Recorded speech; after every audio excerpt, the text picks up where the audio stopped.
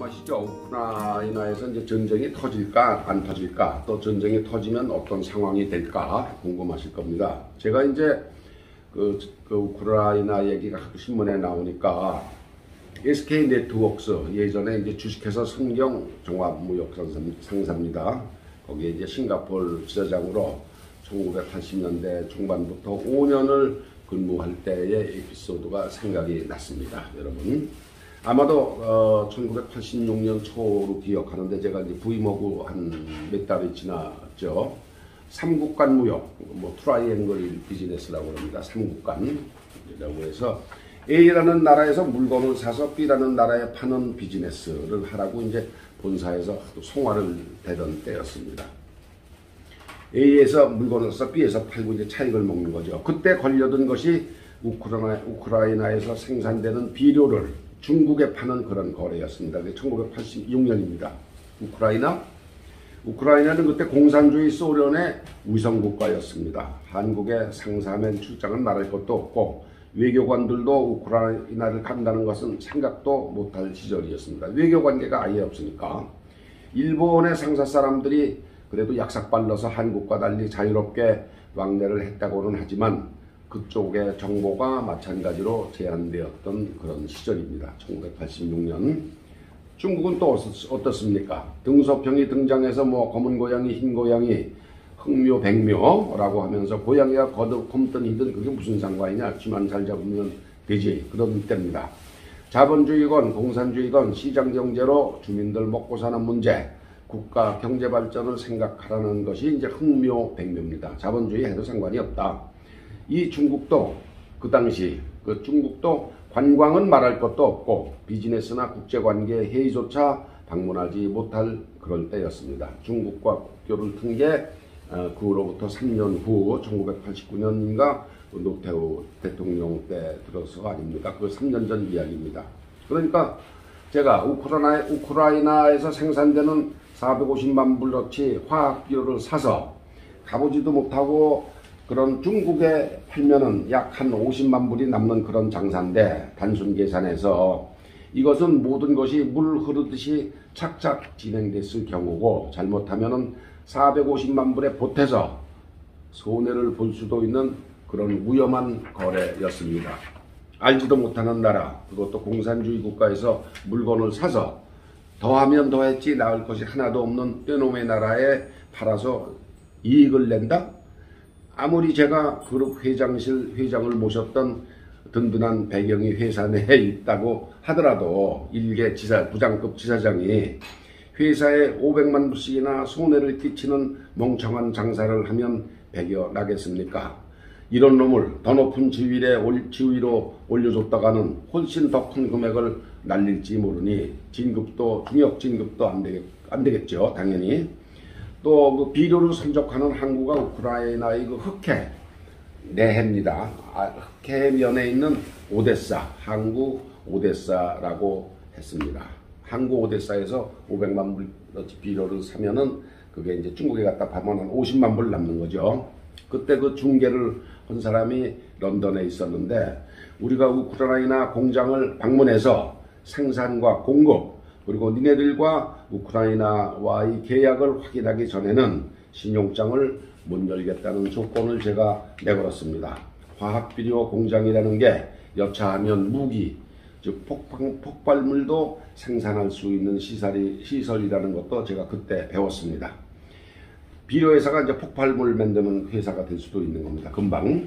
일종의 C급 군사시설이기 때문에 자기들도 방문을 못한다는 대답에 제가 거래를 종결했습니다. 중국 측에 거래 이행을 위한 약속 대금을 제가 이미 20만 불을 걸어놨는데 10만 불을 손해보고 10만 불을 되돌아보고 이제 건지면서 손해를 보고 이제 거래를 종결했지만, 지금 생각해보니까 그 당시도 마찬가지입니다. 생각해보니까 국제적 사기에 걸려들 수도 있었다고 생각하고 그 후 아주 좋은 교훈으로 삼았습니다. 이게 이제 스윈들이라고 합니다. 스윈들이라는 게 이제 일종의 사기인데, 뭐 영어로 쉽게 얘기하면 사기입니다. 비즈니스에서. 그러니까 바보같이 있다가 이제 이쪽에서 치고 저쪽에서 치고 양쪽에서 치는데 걸려들어서 생돈을 날리는 거죠. 우크라이나 또 뭐 중공 이런데 이제 뭐 그런데 그 중간에 노리는 사람들이 이제 영국에 있는 회사인데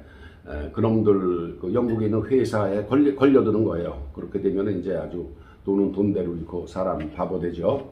그래서 이제 그걸 제가 눈치채고 거래를 종료한 좋은 교훈을 삼았는데 그때부터 이제 10년 후 제가 한 10년 후 10년간의 해외 근무를 마치고 이제 본사에 들어와서 보직을 맡은 게 철강 본부였습니다. 한 70명이 되는 거.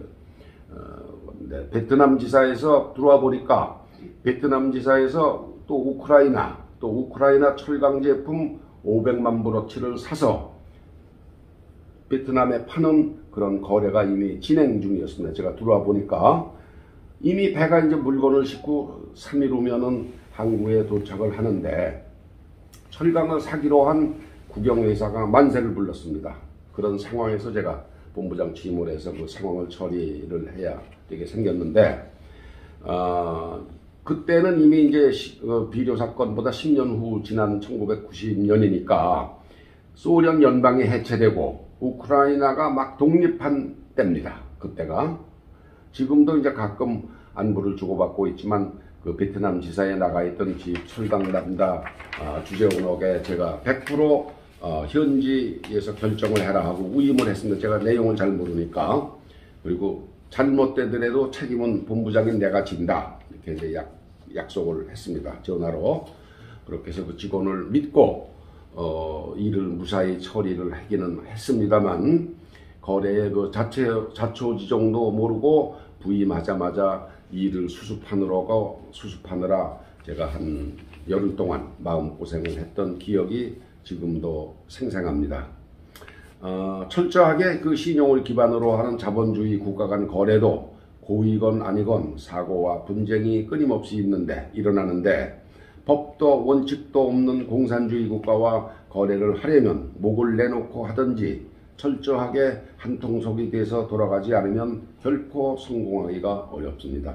그런 일이 있고 난 후로는 사고를 처리하고 나면 반드시 몇 가지 교훈을 제가 새기고 아직도 그렇게 비즈니스를 떠났지만 살고 있습니다. 제가 겉으로 말은 안 하지만 주위 사람들의 교활함도 그때 알게 되었습니다. 제 회사 동료들이고 그렇지만 뭐 잘 되면은 공은 자기가 채가고 안 될 거를 이제 정원교태 밀어놓은 거죠. 뭐 그런 것도 다 많이 배웠습니다. 이런 이력이 있어서 제가 지금 러시아가 우크라이나와 전쟁 준비를 한다는 뉴스가 제게는 예사롭지가 않습니다. 한 번도 가보지 못했습니다만 흡사 여러 번 방문했던 것 같은 착각이 드는 나라가 제게는 우크라이나와 러시아입니다. 러시아와 우크라이나는 원래 같은 족속입니다. 같습니다. 언어도 80%가 똑같습니다.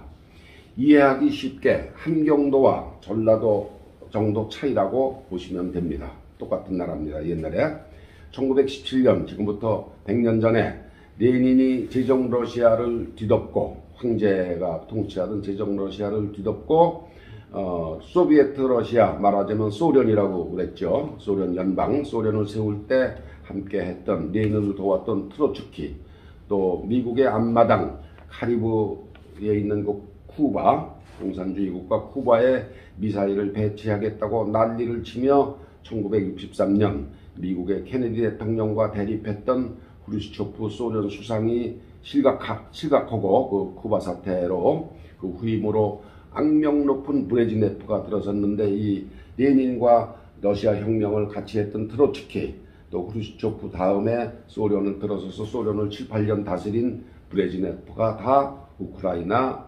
출신입니다. 같은 나라입니다. 사실은 우리가 잘 아는 스탈린도 구 소비에트 연방 조지아 출신입니다. 조지아. 우크라이나에는 넓이가 이제 60만 평방킬로입니다. 한반도의 3배, 남한의 약 5.5배 정도 되는 넓이입니다. 인구도 5천만인데 국토가 아주 기름져서 아르헨틴, 미국과 함께 세계의 3대 곡창지대입니다. 미국의 북부 캐나다하고 접경에 있는 그 콘벨트, 아주 비행기를 타고 가다 낮게 떠서 내려다보면 한도 끝도 없는 옥수수밭, 또 밀밭이 있습니다. 그쪽 또 아르헨틴과 함께 우크라이나가 세계의 3대 곡창지, 밀 생산지라고 합니다.